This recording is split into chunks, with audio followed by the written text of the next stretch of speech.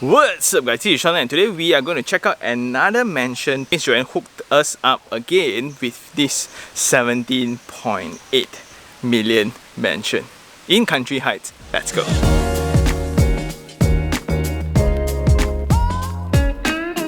In terms of connectivity wise, this is actually coming from the north-south highway. You can see that now it's actually in a jam. There's police currently controlling the traffic flow because it directly crossed border to Seremban and Melaka. So this is the exit from the entire development, and once you come out, immediately you come to a junction where on the right you go to Putrajaya, on the left you actually go back to Kajang and Cheras. Then right next to the turn, right, you have this structure, a CIMB bank and a clubhouse. But the thing is, this building is as if serving only the residents of Country Heights. Also, there's a school in the entrance to Country Heights, and I find it very weird because this is such a public structure. So if I'm the resident around here, every time I want to go out or come in, I will still need to look at the school hours. But now CMCO period, schools are not really open yet, so we don't really see the effect lah. But I guess that's one of the concerns.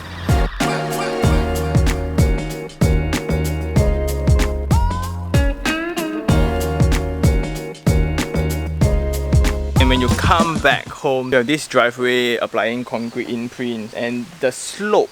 There's something about slopes, right? It slows you down, and that gradual eye line exposure of the house, pretty dramatic. Then next to that, we'll have your small little mini garden. Then you have the pond as well as the security guard camouflage within these structures. Then this absolutely feels like a chalet or a villa or a resort when I go on holidays lah. So that will be the mansion, the $sign mansion. And you have a small little garden on the side, and that roundabout that leads you in a circle and allows you to park in your own car park spots. Check those out. There's something about this height, right, that really provides privacy. Regardless whatever car I will park, it's not really visible from whoever pedestrian that just drives by the house.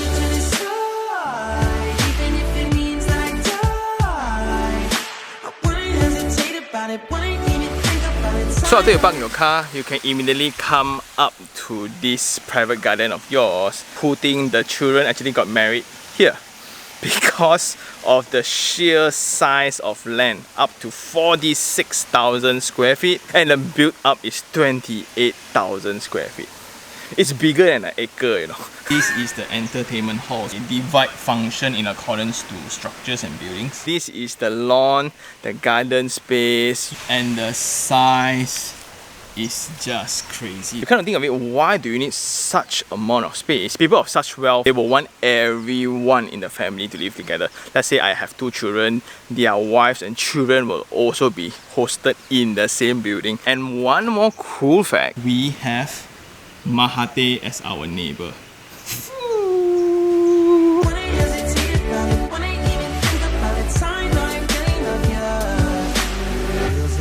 Now we are in the entertainment hall, and you can see it's all full with sittings lah. Most importantly, this is to host your VIP guests. Check out the stone finishes, the slit of windows. And while we are still dwelling around property investment, most of the time people at this level are already into arts. So the rationale of having a separate building altogether, I think, is very practical. Let's say the gathering went on too late, right? Then it's not safe to actually drive back. Then there's a guest house again to host your guests. And imagine if you have those kind of gatherings in a high-rise setting. You'll constantly have security guards to come in, your neighbors will complain and things like that. Here, won't have.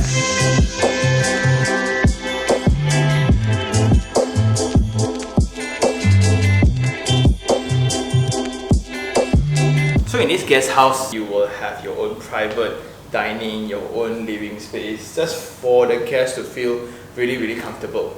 And to come and think about owning such a space that has such a big size, right? You can only imagine the amount of effort required to maintain the house. I guess now they have a male helper and a female helper to maintain the house. Apparently it's still not enough. So upstairs there will be 2 rooms. One will be 2 single beds, and I think it's huge. Then these 2 rooms are actually connected by this corridor overlooking to these greeneries and the pools accompanied with bird sounds, right?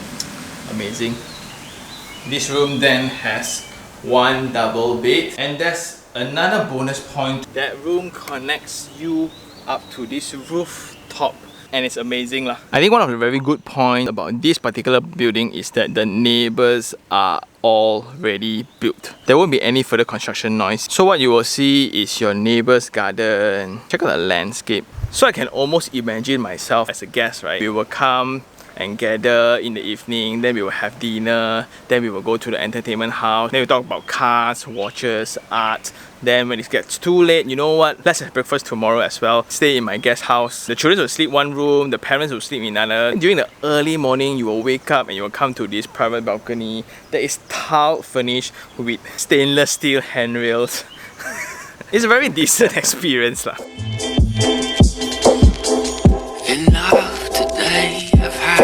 From the guest house, let's check out the swimming pool area. You need to go through these steps. The feeling of just walking through the spaces is like filled with nature. Then you have organic forms, you have water sound, and different levels. It's also very encouraging for you to slow down and really experience the space. After one big loop, we have finally reached the front portion again.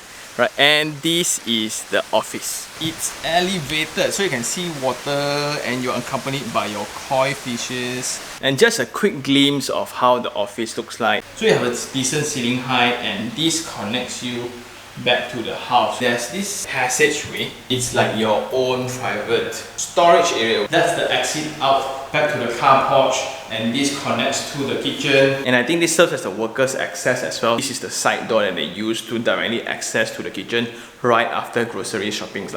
It's tough, I know I wasn't there. It's rough admitting Okay, right after work, there's this family recreational area next to the pool behind the office, and this is how it looks like. It's so crazy, right? You have your own sauna.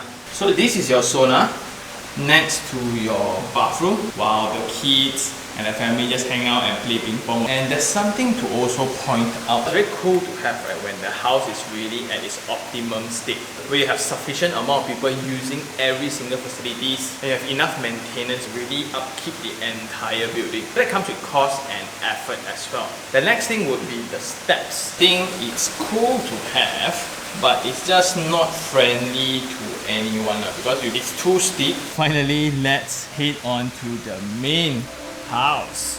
Wow.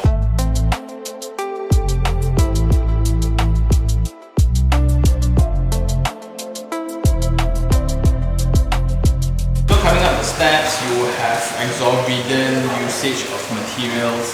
Then you have an aquarium here, and this is a salt water aquarium. Walking right into the main space, living space up there, and all separated using stairs. You have marble flooring. Then you have one sitting area here, another main sitting area. Of course, you must have a grand piano. And that space is actually celebrated with this double height volume to really put emphasis on this space next to the void. At the rooftop, there'll be a glass panel that allows sunlight into the space. That's why you can still have landscape around here. Then just to add on a little bit more flavor to the space, right, they have the checkers pattern, laser printing panels, and sometimes it can get a little bit too individualistic. You have the stone texture next to checkers, next to marble, next to concrete, next to timber. But check out the stone skirtings. This is nice. Well, next to the grand piano, another living space. And this will be your cinema. So whether or not the mall is open, it doesn't matter because I have my very own entertainment space to keep all of my friends happy. This is just going to be so much fun during festivals. Nice. Okay, this is coming in from the office, and that is coming in from the recreational area. So this is the working kitchen, but on a more private session, you will need to go through these stone cladded walls, up these stairs into the main space connecting to the living room just now. And this feeling of coming up to your own room is a bit peculiar. And check out the backdrop for this space. And next to that only you have somewhat this dining area next to your dry kitchen. Just because they have 2 kitchen space across the house, the upper floor one seems a little bit smaller in scale, but I guess this will be the one that's more commonly used, provided you have party every weekends. Then out of so many areas, right, the dining space seems to be the darkest spot in the house. I wish that it could be more lit up. After the living, this is the one that is the entertainment portion, and let's go upstairs. Stone finish stairs and cast iron handrails with timber finish. And it's a common treatment for the stairwell to have glass wall panels like this. Coming upstairs, what I don't like is this column here. But anyway, there will be 4 bedrooms this side, and this will be the void, and that will be the living space to the grand pianos. And for this episode, because the owner still stays in this house, I don't think it's appropriate for us to visit the bedrooms, but I guess the rest of the space is really good enough. Something that's really weird is that there's a lot of steps across different spaces, and this will be the music room. Then you have this void where the aquarium is, right? I think it's a little bit too wasted to be an aquarium, and this will be the windows to the bedrooms. With such treatments, right, there will still be ventilation across and there will still be daylight across. And from all that, let's move up to the roof deck. Oh, amount of stairs in this house. Last but not least, coming out from that little door right there, this will be the main balcony of the main building. This will allow you to have a panoramic view across country heights, and you can really feel nothing but serenity across the whole neighborhood. You have Shanghai plaster with tiles, and you have the reflexology. There will be all your aircon compressors. You still have a spot here. Wow, how many chill out space you will need, and that will be connecting to the private lift downwards going out.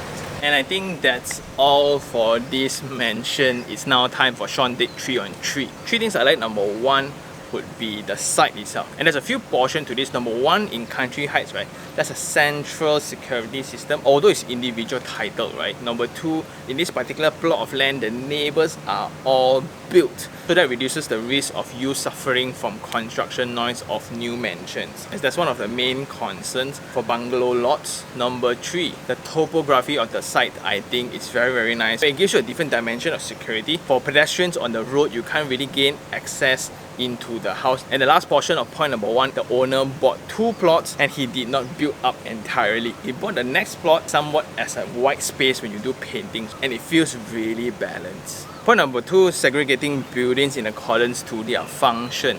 I didn't understand any of this back then, but after I have several conversations with people of that level, it's very not convenient for them to really have a good time of gathering outside. So if you go into public areas, safety is a concern, privacy is a concern, so it's best that they host parties at home. And point number 3, this is a debate. The $ form at the perimeter, right, you have all the glazings that allow daylight into the space, so it's really good. And then they have voids in the space, which I really enjoy. And with that curvaceous outline, it forms that circulation pattern across the house. So at the perimeter, because of the curves, you need to slow down your pace and you really enjoy the perimeter landscape that's going on. And that includes the water fountains, the swimming pools, the parks, the little koi pond, right? Those walks are really very pleasant. The not so good side, right? Number 1, the topography of the site, it becomes like a hassle because there's a lot of steps in the house, and there's a lot of these stairs with curves, right, and it feels claustrophobic to a certain extent. You have such amount of canvas, right? Why must you build something so narrow? And that is also part of the architectural language. When you go to public buildings, there will be this treatment of grand staircase into the hall, and that's the language commonly used to make the user feel slightly smaller. When I climb up the stairs and I look up, right, wow, there's this majestic feel. I'm not sure that this feel applies correctly to a residential property. The effort of going into the house at 3 flights of stairs, then I need to go up another steps to the aquarium, another steps to the living, I need to go upstairs again to my bedroom, then you go down and go up to my music hall. Ooh, a lot of steps there. Then the second point would be the selection of materials. It's somewhat all around the place. Because this has switch owners, right? It has different personalities, some very loud, which is suitable for an active person. Then you suddenly have timber textures and wood finishes, which really displays that mellow side of things. Then suddenly you're like, eh? Why like that one? And last of all, needless to say, such mentions, right? You will need a team of maintenance personnel, and it's going to be a full-time job maintaining this house. You have the floor trap lah, the wall paint lah, leakages lah, tiles chipping off lah, timber peeling off lah, and etc. It's very normal for houses to have such wear and tears. Do take note on that. And with that, I think that's all for this episode. Shout out again to Ms Joanne for making this happen, and I think this is going to be a permanent series really if we continue to go on, right? One mention after another. I think it's pretty cool to really see that difference, right, between whatever we can afford and whatever we cannot. So if you really like this episode, like it, share it, and even subscribe for more information like this. Until next time, this is Sean Tan. Ciao.